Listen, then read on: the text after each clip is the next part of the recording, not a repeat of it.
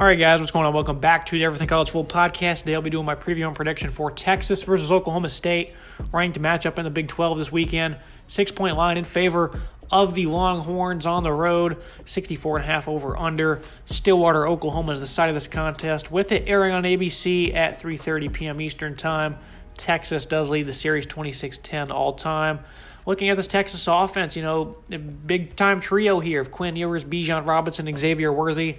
Ewers, 68% completion rate, 820 yards, 9 touchdowns, 2 picks. Obviously the Alabama game would have probably went much different if he stayed healthy. He was just piecing those guys up, that man coverage. For some reason, Bama kept opting to go with it. He was taking advantage of it, 134 yards, 9-12 completions. I think that most of that came in the first quarter as well. He got hurt sometime after that, didn't play the next 3 weeks, and, they lost one of those games to Texas Tech. Shattered Oklahoma, though, 49-0. 4 touchdowns for him, almost 300 yards. Did have 1 pick, but that was, I'm pretty sure that was in garbage time. It really didn't matter. Here against Iowa State, had 3 touchdowns, 172 yards. Wasn't as efficient, 6.6 yard per attempt number. That's, his lowest on the year. But Quinn Ewers has tremendous arm talent, plays with a lot of swagger and confidence. That former 5-star. He's going to be everything they imagined he would be. We'll see how long he sticks around here with Texas. But right now, they're in the thick of things, when it comes to this Big 12 crown, big-time game here. Look at the receiver, though, Xavier Worthy. This guy's a heck of a route runner. I didn't know why they were playing man coverage on him, that being Alabama. 6'1", 164, plenty of athleticism, 32 receptions, 432 yards, and 6 touchdowns. Those all 3 lead the team. Got Jordan Whittington right behind him with 28 grabs for 381 yards. Jatavian Sanders, he's been a pleasant surprise at tight end. He also has 28 grabs for a little less than that, 320 yards. Does have 5 touchdowns. Bijan Robinson, Roschon Johnson, a phenomenal duo of running backs. You also have Keelan Robinson, who's got involved a good bit. Jonathan Brooks as well. They have a very deep backfield. Bijan Robinson, those 780 yards, 10 touchdowns. This guy might be a Heisman sleeper if they can, continue to keep winning, and he can have some big-time efforts. He might slide into the race here. Roschon right behind him, 5.2 yards per carry on the year. He's been one of the most reliable number 2 backs, I can remember in recent memory, right behind Bijan. He's been phenomenal for them. I think more importantly, this offensive line for Texas, despite all the youth, there's literally 1 senior, and the rest, they're all sophomores. And then you have 2 true freshmen, Cole Hudson, Kelvin Banks. This offensive line's been playing very well, I'd say, for that youth.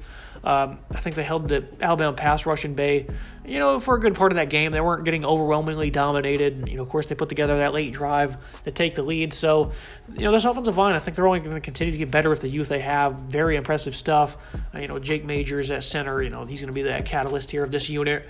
We'll see how they continue to do. They're facing a very tough pass rush of Oklahoma State in this one. From top to bottom, this is an offense that has a lot of talent. Everyone knows that. Steve Sarkisian, he's got this unit booming. This year, 36.7 points per game. You look at the yardage total, 433.6. This is a really good offense. They have balance. They have a potential superstar at quarterback in Ewers, so I expect them to continue to dominate, especially against this defensive effort of Oklahoma State. It's been kind of poor, but looking at the offense first for the Cowboys, 45 points per game for them, 455 yards. Spencer Sanders, a little bit of the same. Of course, he has a lot more on his shoulders this year, it seems. 1,600 yards passing, 309 rushing, 21 total touchdowns. This is a guy that's up and down throughout his entire tenure. 58% completion rate, didn't have a great game against TCU. And it's not exactly a defense that's very stifling, so to see that happen, he was unable to get the job done for them. This is a guy that, they put in the pistol set and get him on the move. That's where he's most successful. It's been like that his entire career. It's very evident that he's a very impressive runner on the edge, and that's where he seems to throw his best balls, too, on the move. But, look at the last 2 games, 48% completion rate against Texas Tech, 44.4% against TCU. He's just been very inaccurate with the football. And his completion rate is really inflated. 81% against Arkansas Pine Bluff. You take that away, you look at just what he's done against FBS teams, and it's a lot less, So just been very sluggish at times for him. 56% completion rate. There you go, against FBS opponents. So this has been interesting for Spencer Sanders. He's facing a defense that's certainly improved.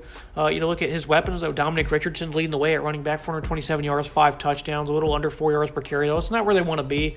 They're right at that 4 number as a team. No one else has really gotten involved. This is a team that usually likes to use their backs a good bit. Ollie Gordon, Jaden Nixon, 2 freshmen that, they've only combined for 30 touches. 108 for Richardson, 155 yards total per game for this rushing attack. They just don't seem to have that same dominance they've had in the past, especially last year with Jalen Warren's playmaking. And it seems evident. They're posting good numbers, 137, 141 the last 2 weeks. Respectable numbers, I guess, because they have scored 40-plus points in both of those games. But that's not where they want to be one bit, and they've not been running the ball very well this season. Very deep at wide receiver, though. Braden Johnson, he leads the way. 20 grabs, 398 yards. Presley does lead the team, though, matter of fact, with 30 receptions. This is a guy that's a big-time playmaker for them. Multitude of ways. 5'8", 175. He plays above that size, though. He's just so good. He's not really been dominant on the outside this year like we envisioned, though. Averaging 5 receptions a game. Bryson Green, John Paul Richardson, 2 of those guys that were a part of a big haul last year for this team. They had landed like 4 freshmen. Jaden Bray, another one. He only played 1 game this year. Rashad Owens, he's not been involved much. So they had a big haul last year in terms of receivers. Those 2 guys in Green and JPR leading the way. This is an interesting offense because I think that when Spencer Sanders is used properly, they're much more fluid. They're much more efficient. But his, inaccuracies have really struggled and hurt this football team. They're still averaging almost 6 yards per touch this game, or this year rather. I thought the offense was really good against Baylor.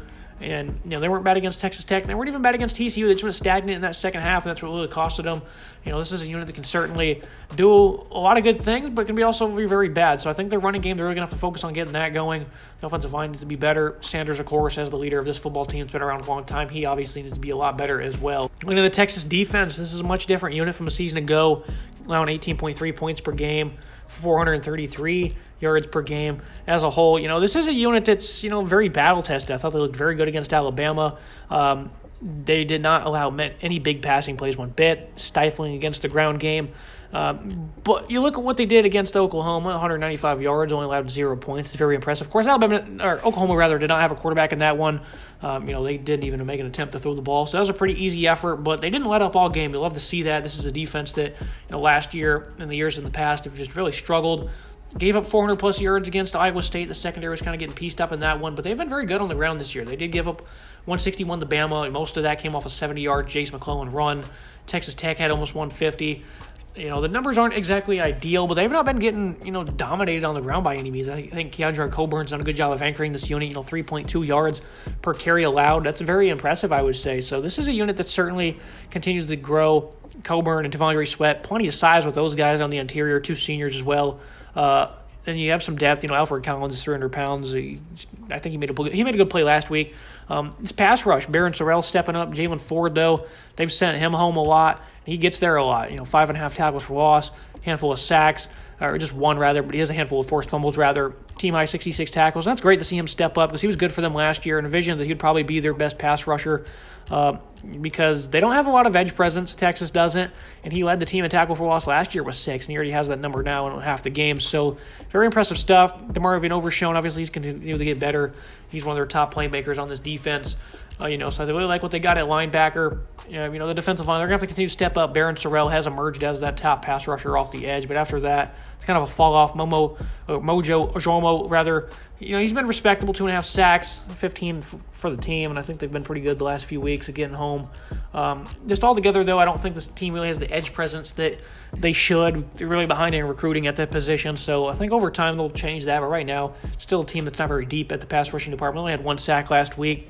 And they had 3 against Oklahoma, and that was a team that didn't even have a quarterback. So Texas defense, though, they've certainly taken a lot of steps, especially in the secondary. That completion percentage allowed last year, it was just a terrible number, and they've got it down to 65.5%. Still not a great number. They're up in that 68% last year.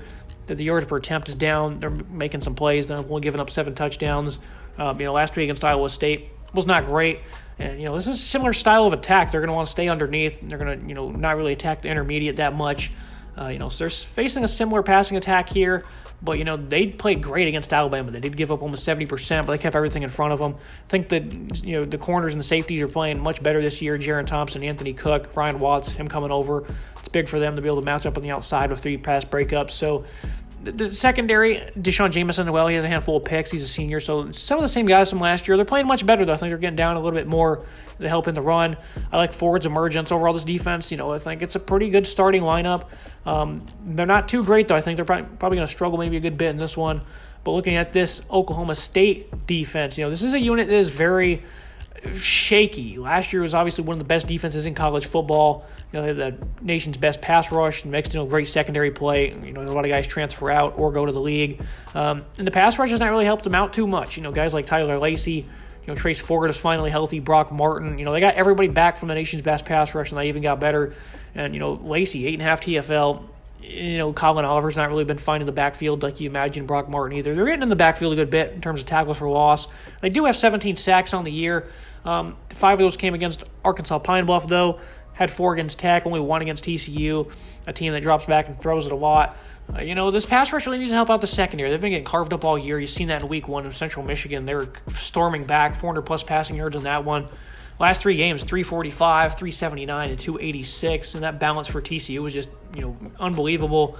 This is just not good. Baylor's passing attack, Monterey Baldwin, that's a guy I highlighted in the preseason. He finally stepped out, got healthy, and just obliterated Baylor. This is not good. They're facing Quinn Ewers, has a lot of arm talent. Xavier Worthy, Jason Taylor was the only returning veteran in this secondary, and they're just struggling big time with Jim Knowles going to Ohio State. Jamar Muhammad, I think he's been around a good bit. Thomas Harper too, but for the most part, Taylor was the only one that was really starting last year. His secondary, they've really struggled with communication. They cannot cover one bit, and in the pass rush that obviously would offset that has not been too great. They're only giving up about a 60% completion rate, but they're giving up a lot of plays, a lot of yards. It's just not been pretty one bit. Only 4 picks too for this defense. So, it's been a struggle bus effort. And you look at linebacking too. Last year they had big time efforts from the guys in Devin Harper and Malcolm Rodriguez. They depart, and Mason Cobb, he's playing great. I think he's playing good. Xavier Benson, he is third on the team in tackles. This scheme kind of opens the door though for these linebackers to get high tackle numbers. I do like how Mason Cobb's playing though. 54 tackles. He does have 7.5 TFL. 6 QB hurries, but for the most part, the lack of speed and the ability to cover the run is certainly evident. They're not getting home like they were last year. Obviously, the numbers are certainly there. Well, you can definitely tell a difference in playmaking from this linebacking group. Gave up 224 yards rushing and 3 scores to TCU. The balances have just been terrific. I thought they did pretty good against Baylor, though. That's a team that has a strong offensive line and some skilled backs, and they held up very well in that game. Of course, they got torched in the back end, though. So I don't really know what to expect from this Oklahoma State defense. They obviously have a capable front 6, and they have a dominant pass rush, especially now they're facing a very young offensive line. They could certainly blow them out of the water, but secondary, I think they're going to get pieced apart. That's going to be a problem for Oklahoma State. Looking at team comparisons on offense, give QB and running back the edge to Texas. I like Sanders. He's been around a long time. Quinn Ewers right now just seems to be a more confident passer. You can lean on him a little bit more, it seems. Bijan Robinson, Roschon Johnson, one of the top duos in college football. They get the edge there. Wide receiver, I like what Texas has. But Oklahoma State, I think they're a little bit deeper. If people kind of underrate this receiving core, their quarterback doesn't really give them. The offensive schemes are really shifted too. So, the quarterback is Spencer Sanders, him struggling in the offensive scheme, not being as pass heavy as it used to be. That kind of doesn't really open the door for them. But I think they're really deep, and people don't really recognize that. I'm going to call the offensive line even because I think Texas has been really good. But Oklahoma State's been a little underrated on their offensive line as well. Obviously I think they do need to play better overall. But for the most part, it's a unit that's, been kind of overlooked. They're only 24th and fewest sacks allowed this year. I think the offensive line's been a little bit better than people give them credit for. Sanders, of course, he's a bit of an escape artist himself, though, so that helps. And then linebacker and secondary, I'm going to give the edge to Texas on that one, the pass rush for Oklahoma. They're certainly capable. Haven't exactly stepped up yet, but I think they're far and away one of the best in college football with their pass rushing abilities. The interior, though, they're not bad either. They got Isa on the middle there. Sione, Icy for them. He's been very good. And then Brandon Evers, he's a senior himself, but I think both interior D-lines are pretty stout. But pass rush easily goes to Oklahoma. I think for the most part, though, Texas defense playing much better in those key areas in the middle and in the back end. Going to the final analysis and the prediction on this one. Keys to the game for Texas, force Sanders in the tough situations. He tends to really fold when he's put in a lot of high-pressure situations, so I think that's one thing you can do, especially here at home. It doesn't matter where he's playing. It seems like he might make a mistake, and he usually will. Don't allow the pass rush to show up for Oklahoma State. And then for them, they need it to show up. It's just this ailing secondary. They have a pretty good shot of winning if they can put pressure on Ewers, force him into some mistakes here on the road. Overall prediction for me, Texas 38-28. Oklahoma State defense, they've just been very poor, especially against the past last couple of weeks. It's going to be a tough game all day for them. They do host the Longhorns, though, and, that's obviously Stillwater, big-time home field advantage. But I think Texas, they're going to have the balance in this one. Oklahoma State going to have too many turnovers on offense, and that's going to be the difference. It's going to be a good game, though, I think, as this game usually is between these two teams. That's going to be it for today's episode, guys. Make sure to like, comment, subscribe. See you next time.